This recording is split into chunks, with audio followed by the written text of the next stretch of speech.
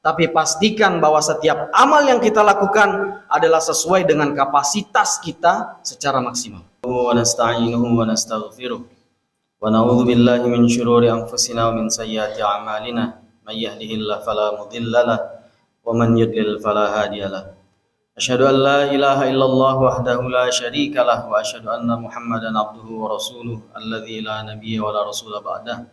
Allahumma salli wa sallim ala hadzal nabiyil karim sayyidil ghuril muhajjilin wa qaidil mujahidin alladzi addal amanah wa balaghatir risalah wa nasahal ummah wa jahada fillah fi haqqa jihadi nabiyina Muhammadin sallallahu alaihi wasallam wa ala alihi wa an kulli sahabah wat tabi'in wa tabi'ut tabi'in wa man tabi'ahum bi ihsanin ila yaumiddin.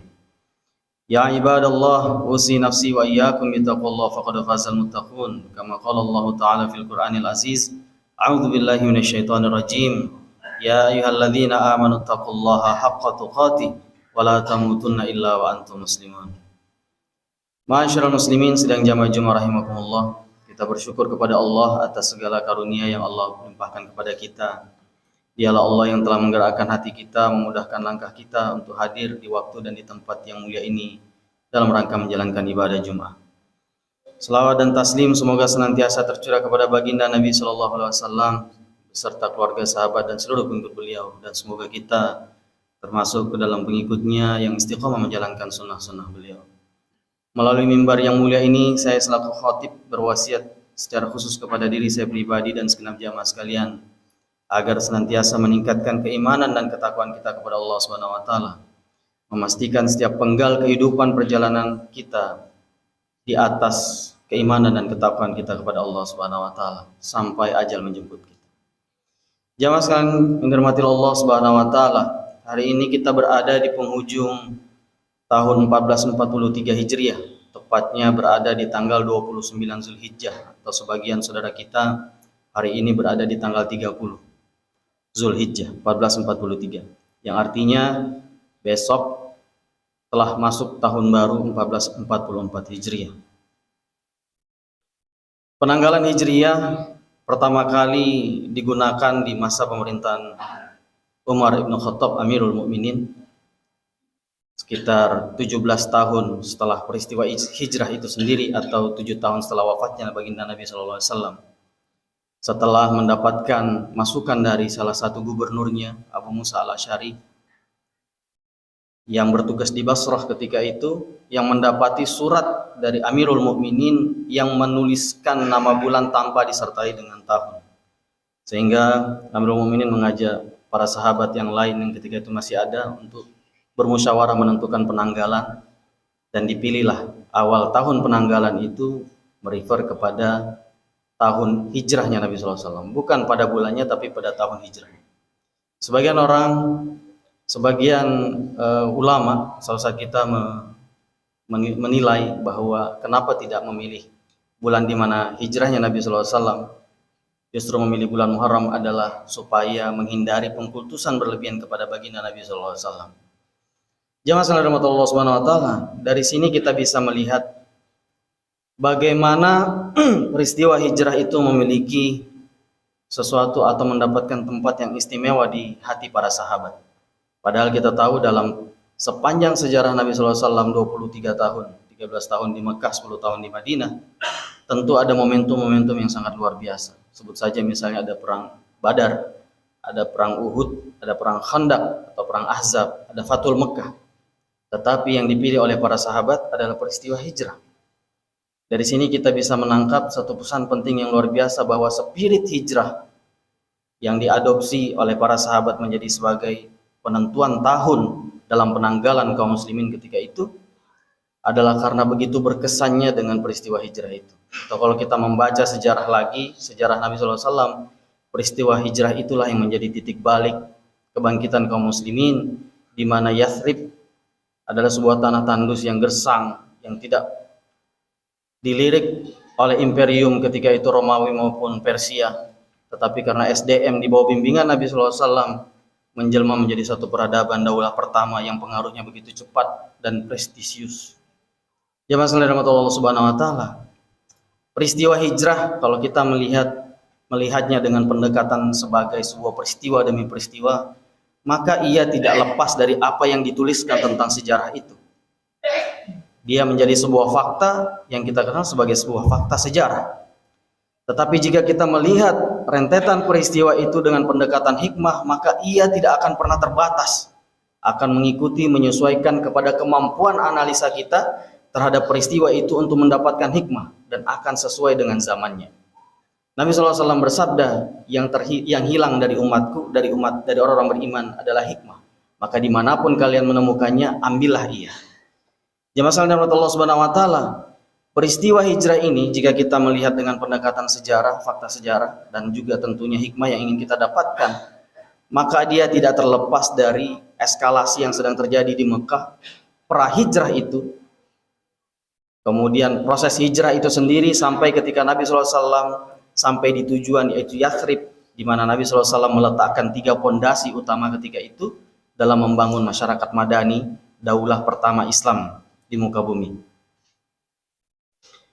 Eskalasi yang begitu, yang membuat para sahabat merasakan begitu perubahan yang luar biasa, cacian, makian, perlakuan kasar penduduk kafir Quraisy Mekah ketika itu, membuat para sahabat akhirnya bertanya lagi kepada Nabi SAW, wahai Nabi, belum tibakah masanya kami ini pergi, atau meminta, para sahabat meminta kepada Nabi agar ditunjukkan tempat menjadi hijrahnya. Sebenarnya ini bukanlah hijrah yang pertama, karena sudah ada peristiwa hijrah sebelumnya, yaitu ke Habasyah. Bahkan ada 2 ekspedisi yang diutus oleh Nabi SAW menuju Habasyah.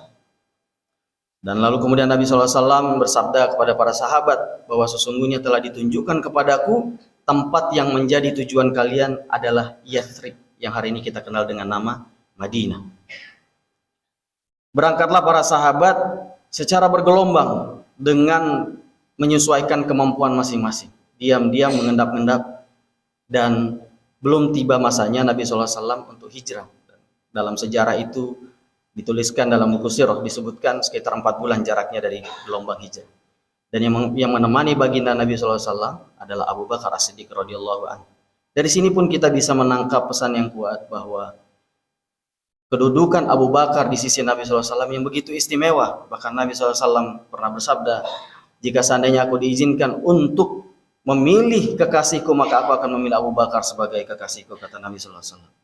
Jamaah sekalian Allah Subhanahu Wa Taala, ada satu pelajaran penting dari di mana Nabi SAW mempersiapkan hijrahnya ketika itu. Di dalam sirah disebutkan bahwa Abu Bakar memiliki keinginan yang juga besar untuk hijrah setelah mendapatkan perintah hijrah itu. Tetapi kata Nabi SAW, Nabi SAW meminta Abu Bakar agar menunggu. Maksud Nabi SAW agar Abu Bakar menemani Nabi SAW dalam hijrahnya. Dan ketika mendapatkan informasi itu, Abu Bakar mempersiapkan 2 unta pilihan ketika itu. Dan ketika masanya Nabi SAW diperintahkan untuk hijrah, Nabi SAW mendatangi Abu Bakar, dan Abu Bakar menawarkan 1 di antara 2 unta itu. Nabi SAW menerimanya dengan catatan tidak dengan gratisan, artinya dengan tebusan. Bukan hanya itu jemaah sekalian Allah Subhanahu Wa Taala, Abu Bakar melakukan satu konsolidasi yang begitu luar biasa, sehingga para anak-anaknya Abu Bakar, bahkan pembantunya juga ikut mensupport strategi hijrahnya Nabi SAW bersama dengan Abu Bakar ini. Bahkan juga disebutkan Abu Bakar membawa serta hartanya itu sebanyak 4.000 sampai dengan 5.000 dirham. Kalau kita nominalkan dengan rupiah hari ini, kurang lebih angkanya hampir setengah miliar. Persiapan hijrahnya Abu Bakar, Nabi SAW bersama dengan Abu Bakar radhiyallahu anhu. Nabi SAW dan Abu Bakar betul-betul merancang strategi hijrahnya.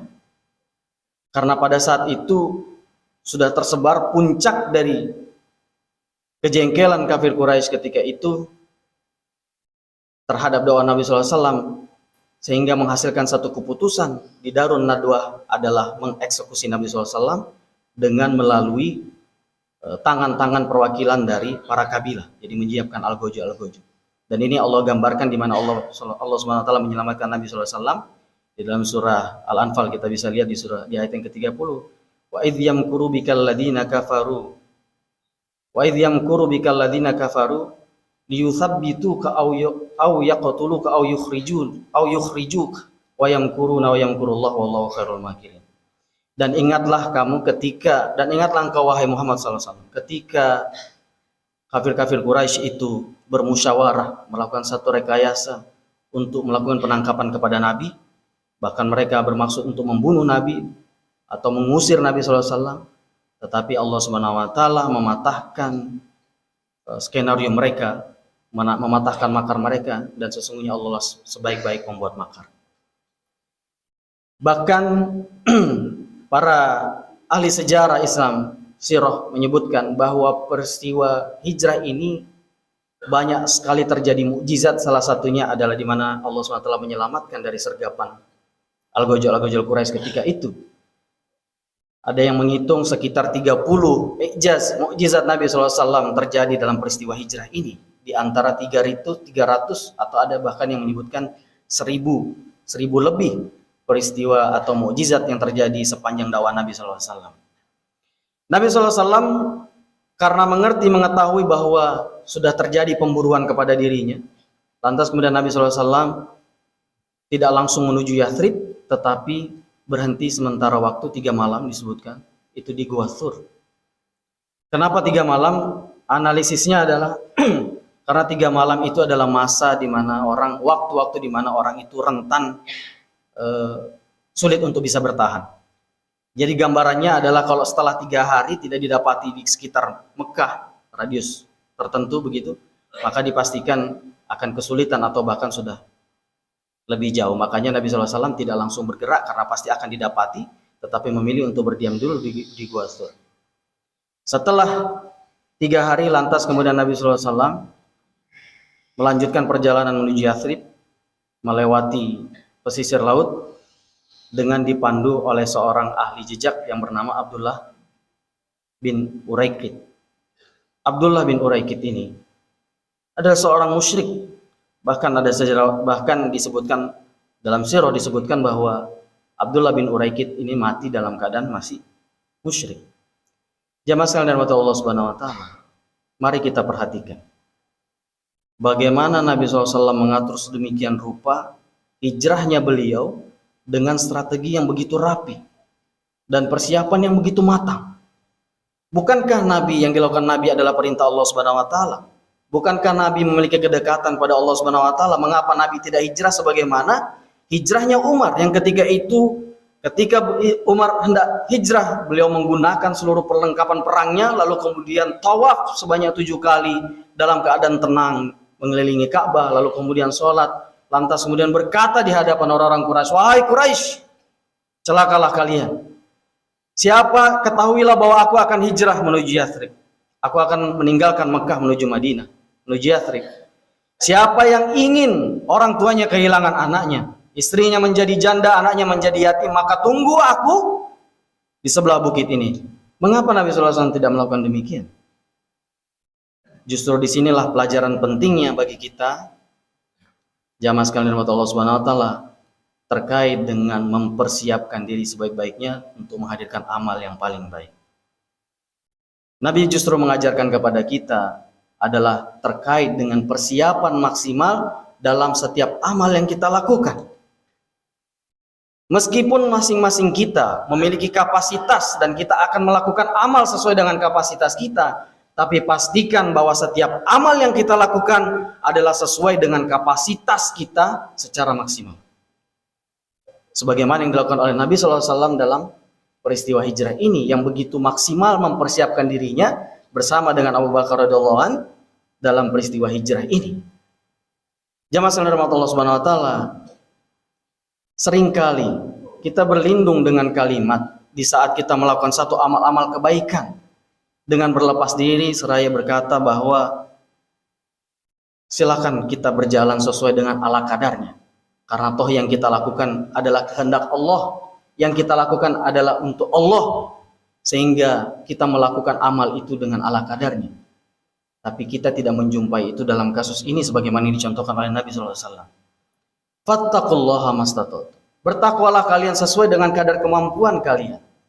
Tetapi kadar kemampuan kita itu yang sering kita gunakan mendefinisikannya dengan hawa nafsu kita, tidak mengukur berdasarkan kapasitas kemampuan maksimal kita. Ada satu kisah, seorang syekh ditanya oleh muridnya tentang makna sesuai dengan kesanggupanmu. Lantas kemudian syekh ini tidak menjawabnya secara langsung dan meminta para muridnya untuk hadir keesokan harinya dengan menggunakan pakaian olahraga, bertemu di sebuah lapangan. Keesokan harinya syekh tidak menjawab tetapi menyuruh para muridnya untuk berlari mengelilingi lapangan. Satu persatu kelelahan para murid lantas kemudian menepi dan beristirahat. Tinggallah seorang syekh ini yang berlari dengan begitu khidmat semangatnya sampai kemudian terlihat mulai sempoyongan, lantas kemudian berakhir dengan terkapar pingsan. Lalu kemudian panik para murid dan pembawanya, lantas kemudian setelah sadar lalu ditanya, "Wahai syekh, apa yang telah engkau lakukan?" Si syekh ini menjawab, "Inilah makna dari mastata'tu. Sesuai dengan kadar kemampuanmu. Melakukan satu amal sesuai dengan kadar kemampuanmu. Bukan didefinisikan berdasarkan hawa nafsunya, tetapi berdasarkan tingkat kemampuan kita secara maksimal." Jamaah sekalian Allah Subhanahu wa taala, mari kita songsong tahun baru Hijriah ini dengan persiapan, dengan perencanaan yang matang untuk menghadirkan amal sebaik-baik amal, agar kita mempertanggungjawabkan nanti di hadapan Allah Subhanahu wa taala amal-amal yang kita laporkan, yang kita pertanggungjawabkan di hadapan Allah Subhanahu wa taala betul-betul adalah amal-amal terbaik yang hadir dari persiapan yang matang, menggunakan segala fasilitas yang ada pada diri kita secara maksimal, sehingga betul-betul yang hadir adalah ahsanu amala, yaitu amal terbaik yang kita persembahkan di hadapan Allah Subhanahu wa taala sebelum ajal menjemput kita. Barakallahu li wa lakum fil Qur'anil aziz wa nafa'ani wa iyyakum bima fihi minal ayati wa dzikril hakim. Fa taqabbal minni wa minkum tilawatahu innahu huwas samiul alim. Aqulu qouli hadza fastaghfirullah li wa lakum wa lisairil muslimina wal muslimat innahu huwal ghafurur rahim.